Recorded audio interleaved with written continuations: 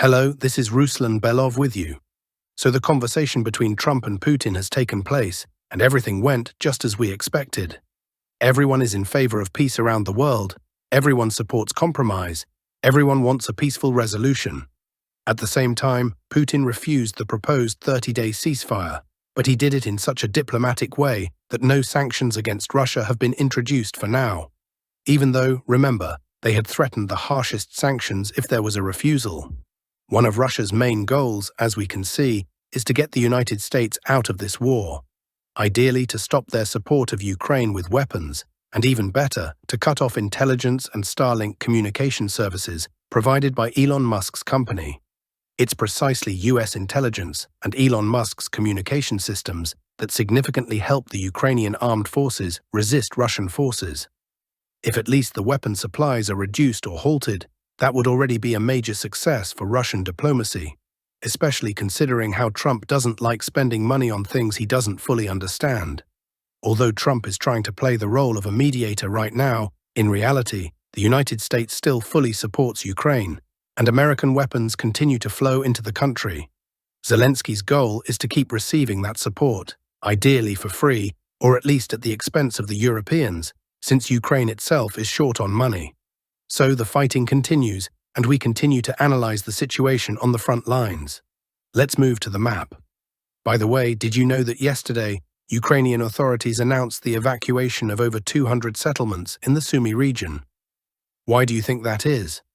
They either know something or suspect something. But before we analyze the situation on the ground, I want to show you the data table on territorial gains. As of now, in the 17 days of May, this data is current as of May 18th, not including May 18th. So technically over 17 days, although in reality it's 14 because 3 days were during the ceasefire when the front didn't move. In those 2 weeks, 383 square kilometers came under Russian control. As you can see from the statistics, that's more than in the entire month of April, not to mention March or February when the pace of the offensive was reduced. We're slightly behind January, but there are still almost 2 weeks of the offensive left, so January will likely be left far behind too. Even if we count the full 17 days, the average daily advance rate is 22.5 square kilometers per day. In reality, considering the offensive only took place over 14 days, the pace is actually 27.3 square kilometers per day. The summer offensive campaign has clearly begun, and it's already underway. And it's going well. The army has nearly doubled its pace, sometimes even setting new records. For those who missed my last episode, the day before yesterday, over 50 square kilometers came under our control in just 1 day. Now I want to talk with you about future prospects. What are the main or global goals for the next 3 months, June, July, and August? We'll also look at the ultimatum mentioned by the Russian delegation during the recent negotiations in Istanbul, regarding 2 more regions, Sumy and Kharkiv. Is that realistic or not? Let's start with the Sumy region. Yesterday, by the way, there was a recorded advance in Lochnia. Yesterday we managed to advance 400 meters in Lochnia and reach the southern outskirts of the village, and the important thing here isn't the distance, but the future prospects. The main one is the battle for Yunkivka. We're now breaking through to it not only from Lochnia, but also from the direction of Belovody. About a month ago, in one of my episodes, I said that I didn't expect progress in the battle for Yunkivka before mid-June, and judging by the current pace, I still hold that opinion. So the main battle in the Sumy region should be expected no earlier than the second half of the summer campaign, that is, roughly August. For now, the army is slowly but steadily creating a bridgehead, and from 2 directions. First is the push to take Yunkivka, and from there to move towards Sumy. The distance will then be less than 20 kilometers. And from Belgorod region, where our forces have already taken the village of Marina. Although in this direction, the objective is not Sumy, but Krasnopilia and Myropilia. And as I mentioned, the Ukrainian leadership is well aware of the threat. That's why yesterday they announced mandatory evacuation from 200 settlements. But the troubles for Sumy didn't end there. Another district had to be evacuated as well. But we'll go region by region. Regarding Kharkiv and Kharkiv region, I won't go into much detail. Let me put it this way. if we don't have a reserve group of 60,000 to 80,000 troops, ideally 100,000, then taking Kharkiv is out of the question. It's impossible with current forces, and the dynamics of the front clearly confirm that. Just for comparison, do you know how much territory we took in Donetsk region over the past 30 days? About 270 square kilometers, actually a bit more. And in Kharkiv region, just 13.5 square kilometers in a month. I think those numbers speak for themselves. The front in Kharkiv region is basically stagnant. Advances happen very rarely and only locally. Still, there is some potential for increased tempo here, and not due to current advances on the Dvorichna bridgehead or around Kupiansk, but thanks to our troops reaching the Kharkiv regional boundary from Luhansk and Donetsk regions on the right bank of the Zherebets River, right here. So yes, soon the numbers will grow and the tempo will increase. But that's not a prospect for capturing Kharkiv, it's a prospect for reaching Borova. That's the most that could realistically happen during the summer campaign, unless, of course, there's a hidden reserve force of about 100,000 troops somewhere. But where we definitely will see major success in the next 3 months, June, July and August, is in the Donetsk region, where the Ukrainian front is already partially collapsing. All these 40 to 50 square kilometer daily advances we've seen over the past week happened in Donetsk region. So what are we expecting here? The battle for Lyman, of course. Right now, all the conditions are being created for it.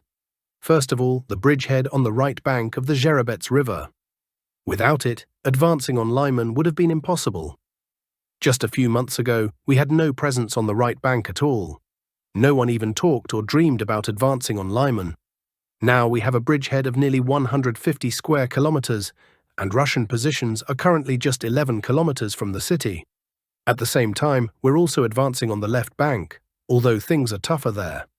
As for Siversk, there is movement too, but despite what some military analysts say, I don't think we'll enter the city in the next 3 months, let alone take full control.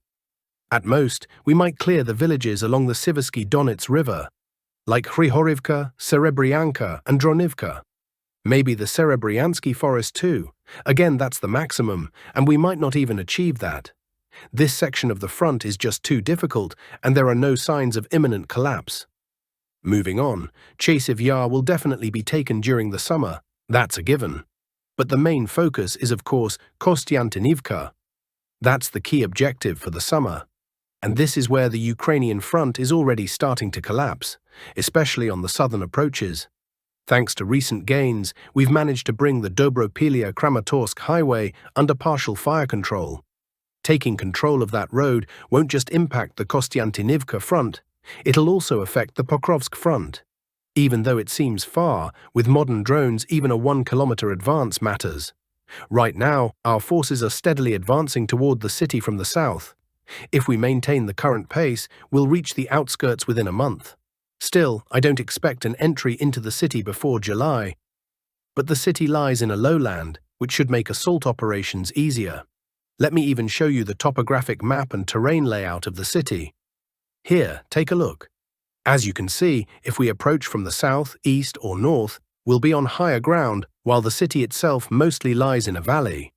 This means artillery can effectively operate from the heights targeting positions in the city. But again, despite the favorable terrain for assault and the difficult position for defense, it won't be easy. The city is large and has a substantial industrial zone. So I don't think we'll take full control of it during the summer campaign, but entering it, that's a certainty. I believe we'll also enter Mirnograd and Pokrovsk. In general, the prospects in the east look promising, and the dynamics are favorable. However, the problem is that everything in the west is at a standstill. A breakthrough in the western sector is absolutely necessary. Specifically, we need to finish off the town of Udakne, reach the highway, take control of Hryshyn and push further toward Rodinska. If that happens, and combined with success in the eastern sector, the entire front here could collapse. And then, even if we don't manage to fully seize Mirnograd and Pokrovsk, there will at least be a chance to surround and completely block them. But we'll see. This sector is also quite difficult, so making predictions is extremely tough. As for the Dnipropetrovsk region, I do believe we'll push in there. By the end of the summer campaign, I expect that Novopavlivka will be under our control at the very least. In an optimistic scenario, we might also take Mezhova. But I tend to be more of a pessimist, so I'm only counting on Novopavlivka for now. Now, regarding Zaporizhzhia, unfortunately, the early weeks of the summer campaign already make it clear that we shouldn't expect a breakthrough to the city of Zaporizhzhia itself. The priorities have shifted. Now the main focus is clearly on the Donetsk region. So when it comes to Zaporizhzhia, I expect the maximum result to be reaching Huliaipol from the north. That breakthrough became possible thanks to the advance 2 days ago when our forces entered Novopil. To sum up, based on the first few weeks of the summer campaign, it's obvious that the main efforts are now concentrated on 2 areas, the Kostiantynivka axis and the Pokrovsk-Mirnograd axis. That's where the heaviest fighting will take place. If, by the end of the summer campaign, cities like Pokrovsk, Mirnograd, and Kostiantynivka are taken, then we can definitely consider the campaign a success. I post daily updates on all offensive progress, maps, statistics, territorial gains by day, and even videos sent to me by the soldiers themselves on my Telegram channel. So check the link in the description to stay fully updated on the tempo and geography of the operations. And that wraps up the Frontline overview for today. Now I want to add a few important points regarding politics. There was a phone conversation between the presidents of Russia and the United States. It lasted more than 2 hours. Key statements from Vladimir Putin. He described the call with Trump as meaningful, open, and very productive. The president thanked Trump for his involvement in restarting direct negotiations between Russia and Ukraine. Russia supports the cessation of hostilities but stresses the need to find the most effective pathway to peace. Russia is ready to work on a memorandum with Ukraine that includes a ceasefire. Both countries must find compromises that suit them. Putin said that Russia and Ukraine are generally moving in the right direction now that direct talks have resumed. A ceasefire is possible once the appropriate agreements are reached. Trump also shared his views on ending the hostilities during the call. Putin added that Peskov and Ushakov would later provide details on the conversation with Trump. According to Western media, Zelensky had planned to stage a scandal at the summit with Putin, similar to his antics at the White House. But Moscow did not fall into that media trap. Kiev miscalculated by relying on a diplomacy driven by Zelensky's theatrics. While his performances might resonate in Europe, they have zero effect on Russia. Zelensky's attempt to arrange a meeting with Putin was doomed from the start. He ignored the fundamental rules of any peace process, which require initial contacts between the teams of both sides, especially when their positions are so far apart. Zelensky failed to turn the Istanbul meeting into a media show, which gives Russia more time to consolidate its already strong position. It's also being reported that the Ukrainian delegation's interpreter fled before the negotiations in Istanbul were finished. According to CNN Turk, Oleg Holovko vanished from the city before the official meeting had even ended. He reportedly disappeared by land and deliberately avoided flying, so he'd be harder to track. A quote was also shared. "Statehood cannot be preserved unless we stop being forced to accept the Russian church and Russian language. And we must preserve our army. These are our 3 key pillars, our red lines." The Telegram channel The Rado gave an insightful comment. First, it's the first time a Ukrainian official has said that territory is not a red line. Second, army, language, and religion. Got it.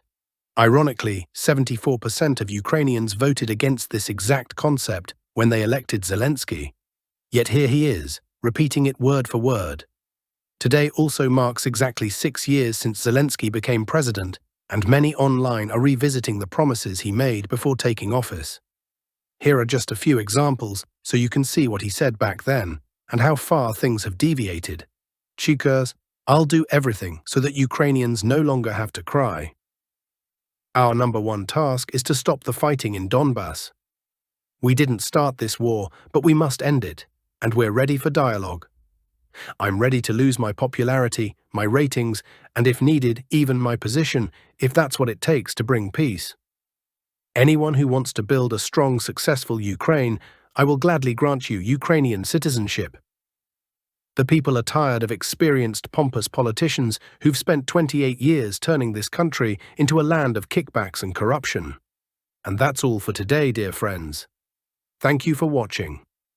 Don't forget to subscribe to the channel if you haven't already, hit the like button, and leave your thoughts in the comments below.